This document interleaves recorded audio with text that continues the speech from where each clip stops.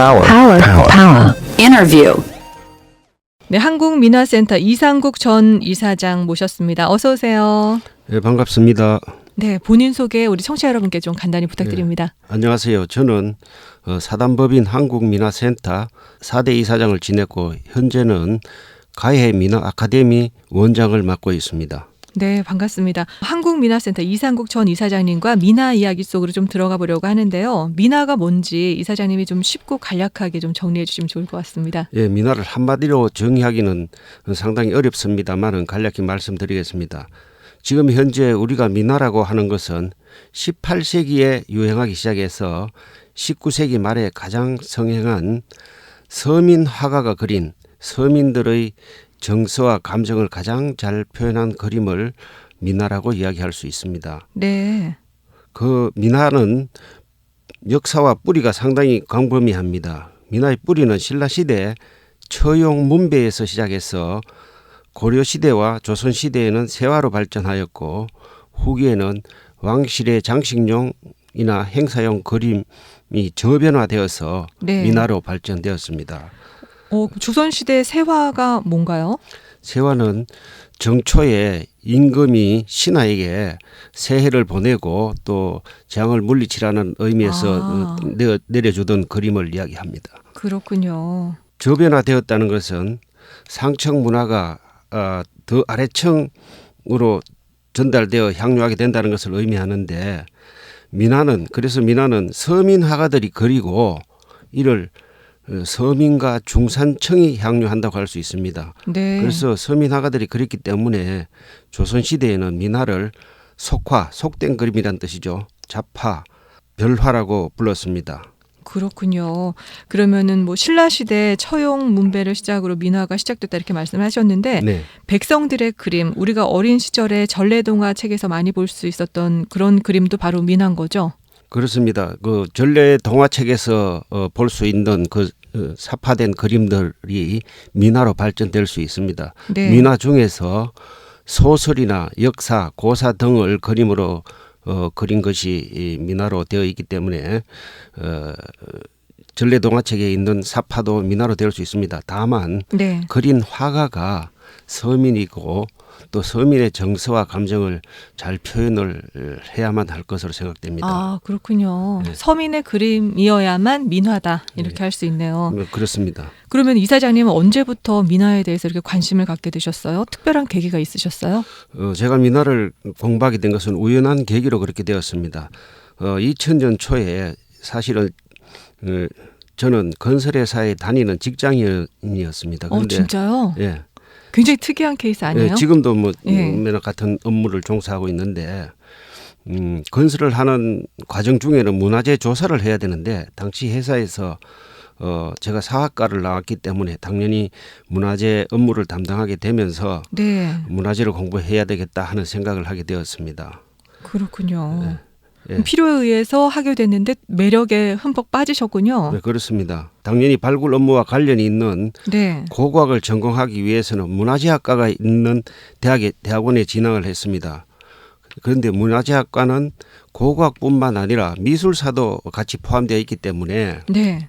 저를 지도하시는 교수님이 민화를 연구하시는 분이었기 때문에 자연스럽게 민화를 공부하게 되었습니다. 그래서 그 과정을 거쳐서 지금에 이르게 되었습니다. 그렇군요. 필요에 의해서 문화재를 공부해야 하다가 보니까 미술사 강의도 듣고 민화에 또 매력에 빠지게 되셨는데 네, 맞습니다. 민화 중에서 호렵도에 대한 애정이 특히 많으셔서 네. 이번에 삶의 환희를 담은 사냥 그림 호렵도라는 책을 내셨어요. 사실 호렵도라는 글을 보고요. 호랑이를 사냥하는 그림이구나 이렇게 저도 처음에 생각을 했었거든요.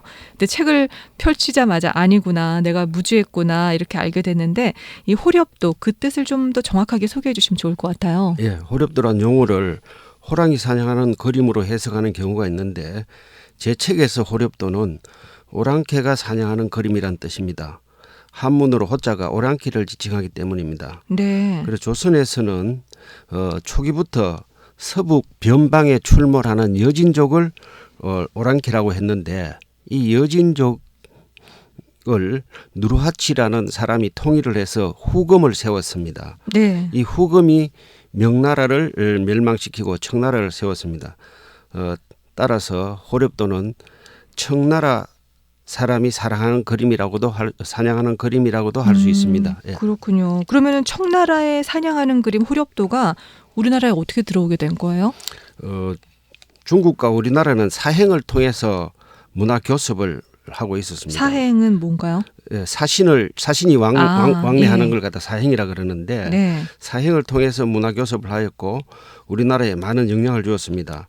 당연히 청나라 시절에도 조선에서 사신을 파견하였는데 네.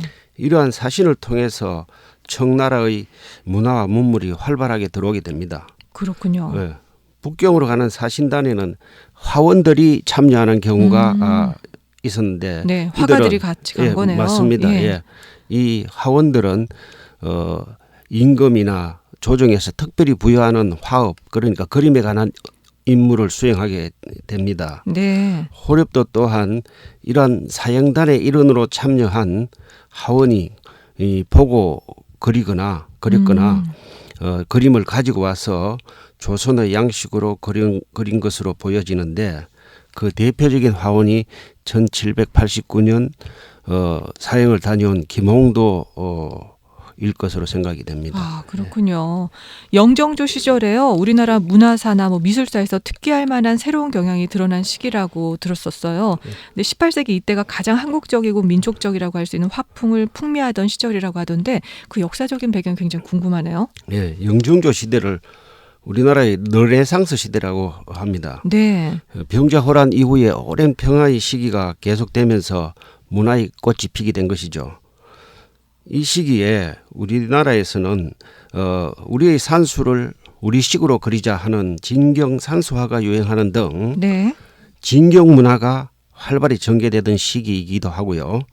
이처럼 우리 것을 찾던 시기에 청나라에 사냥하는 그림이 들어온 것은 상당히 이례적으로 생각할 수 있습니다. 그러나 당시 문화적으로는 조선에서는 소중화 사상에 빠져 있었습니다. 그래서 네. 조선의 선비들은 청나라를 오랑캐라고 생각하는 한편 북경을 다녀온 사신들을 통해서는 중국의 뛰어난 문물을 받아들이고 동경하는 이중적인 대중관이 네. 예, 조선 사회에는 팽배하였고 가본 사람과 가보지 못한 사람이네요. 그렇죠. 예, 중국에서 가지고 예. 들어오는 골동품 등 새로운 문물에 대한 동경이 많았죠. 그렇군요.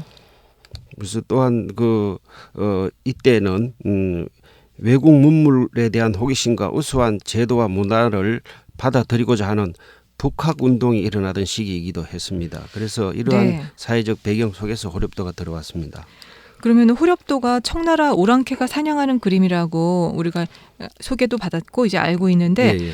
오랑캐가 사냥하는 그림 이렇게 되면은 뭔가 적대감이 들기도 하잖아요. 근데 어떻게 호렵도를 연구하게 되셨는지 궁금해요. 예, 오랑캐라는 용어의 어감이 좋지 않은 것에서 아마 기인하는 것이라고 생각이 됩니다. 네. 그러나 호렵도가 조선에 전해진 것은 정조의 군사 정책과 관련이 있습니다. 아, 그래요? 예, 간단히 말씀을 드리면은 네. 정조의 기마전술을 보여주는 책이 무예도보 통지인데 무예도보 통지의 제작과 기마부대인 장룡룡의 설치 등이 청나라의 기사 수렵에서 배울 점이 있었던 것으로 보입니다. 또 호가 오랑캐라고 하는 의미가 나쁜 의미가 아니고 네. 호주머니, 호야, 호떡 등에서 보듯이 호자가 중국에서 왔다는 의미도 있습니다. 중국에서 온 문물이라는 뜻입니다. 아, 그런 의미가 있고 또 정조도 대단하네요. 배울 게 있다면 이렇게 그림을 통해서 또 배우고 가르치려고 했다는 걸 알 수 있는 거잖아요. 그렇죠? 예, 예. 그래서 이런 의미의 그림을 제가 네. 군대 생활을 장기 복무를 했었는데 불의의 사고로 전역을 하게 되어서 항상 군사 문화에 대한 향수를 가지고 있던 차에 네. 호렵도가 군사적인 용도에서 비롯되었다는 것이 저의 군 생활에 대한 향수와 합이 맞아 떨어져서 자연스럽게 빠져들게 된 것 같습니다. 정조의 마음과 어떻게 보면 같았을 수도 있겠는데요. 감사합니다. 네, 호쾌한 기상을 뽐내는 이 사냥 그림에서 민중의 희로애락을 담은 민화가 되기까지의 그 호렵도만의 특징과 또 미술사적 의미가 있다면 어떤 의미가 있나요? 네, 호렵도에 등장하는 사냥 장면은 청나라 민족의 민족 정신이 배어 있는 중요한 그림입니다. 여진족인 거죠. 예, 예. 네. 예, 청나라 여진족, 만주족이 같은 말입니다. 네. 예, 여진족이라는 오랑캐가 청나라를 세워 세계를 호령하는 가장 핵심 정신과 제도가 기사 수렵의 정신과 팔기군 제도라고 합니다. 팔기군 제도는 뭔가요? 예전에 공부한 건 기억이 나는데 어떤 건지 구체적으로 생각이 안 나요. 청나라 여진족은 네.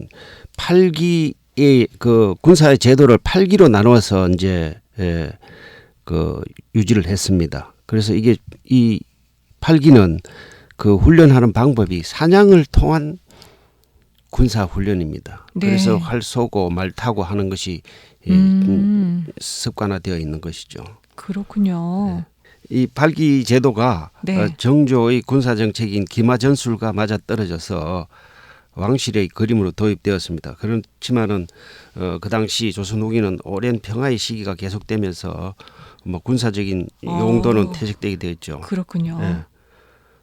그래서 19세기 말에 이르면은 네. 민화가 크게 유행하게 됩니다. 그때 이 호렵도의 소재 속에 유가백상이라든지 유가백상은 뭐예요? 어금니가 6개 있는 게 유가입니다. 유가백상은 흰 코끼리 아주 길상적인 상징이 있는 서수지요. 굉장히 상서로운 동물을 예, 그렸군요. 예, 예. 예. 그래서 유가백상이라든지 기린, 해태 등 네. 서수가 호렵도의 소재로 등장하게 됩니다. 뭐 사냥의 대상으로 기린, 해태가 등장하는 등 이런 길상적인 소재가 등장하는 것은 민화로 변화하는 이런 것은 이제 민화로 변화하는 거죠. 원래는 왕실의 그림으로 들어왔다가 서수가 군사 그림이었었는데 그렇죠. 예. 길상적인 민화로 이제 변화하는 자리를 잡는 거네요. 예, 그렇죠. 예. 시민들에게. 네. 그러면 오늘을 사는 우리들에게 이 호렵도가 주는 의미가 뭘까요? 예, 호렵도의 제가 생각하는 의미는 한 200~300만 명으로 추정되는 변방 민족인 여진족이 당시 2억이나 되는 명나라의 한족을 지배하게 되었습니다. 진짜요? 예, 그들은 200~300만 명인데 2억 명을 지배하게 된 예, 거예요. 예. 와. 그래서 그들은 이 지배한 이후에도 중국을 자손반대로 지배하고자 자신들의 장점인 기사 수렵의 정신과 팔기군 제도를 유지하기 위해서 네. 노력했고 이를 기록하러 남기는 등 민족 정신을 잃지 않기 위한 노력이 이 그림으로 그려졌다 하는 의미가 있겠습니다. 그렇군요. 그러면은 정말 개인적인 역량이 대단하다는 걸 알 수 있네요. 그렇죠? 맞습니다. 예. 그래서 이 호렵도를 사랑하시는 분이셔서 그런지 개인적 역량을 높여 나가시려고 매년 한 편의 논문을 쓰고 계시다고 들었어요. 모두가 은퇴를 꿈꾸는 나이에 이렇게 호렵도라는 책을 내시고 또 더 깊이 연구하시는 저력이 뭔지 굉장히 궁금했어요. 제가 40대 초에 공부에 관심을 가지고 늦게 공부를 시작했기 때문에 이런 나이에 학문의 길로 들어선 분을 부지런히 따라가려면 열심히 공부해야 된다고 생각을 했습니다. 그렇지만 뭐 글을 제대로 쓰고 있는지 제대로 하고 있는지는 항상 부끄럽게 생각합니다. 와, 겸손한 말씀이시네요. 앞으로의 계획도 궁금해요, 이사장님. 예, 민화 공부를 시작할 당시에는 민화에 대한 인식이 낮은 시기여서 당시에 공부를 같이 하던 동문들과 약속한 것이 민화를 대중화시키고 세계화시키고자 약속했습니다. 그것을 실천하기 위해서 네. 당시 지도 교수이신 정병모 교수님을 모시고 사단법인 한국민화센터를 만들어서 전국의 민화인을 대상으로 이론적인 대중화 프로그램을 진행하기도 했고 또 민화학회의 창설에 참여하기도 하였고 네. 또 가해 민화 박물관의 부관장으로서 민화의 대중화와 세계화에 참여하기도 했습니다. 그래서 앞으로도 기회가 된다면은 네. 가장 한국적인 문화인 민화의 대중화와 세계화를 위해서 조금 기여를 하고 싶습니다. 네, 꿈과 희망, 염원과 욕망을 해악으로 승화시킨 민화 이야기 오늘 함께 나눠봤습니다. 지금까지 삶의 환희를 담은 사냥 그림 후렵도의 저자이자 한국민화센터 이상국 전 이사장과 함께했습니다. 오늘 함께해 주셔서 고맙습니다. 네, 감사합니다.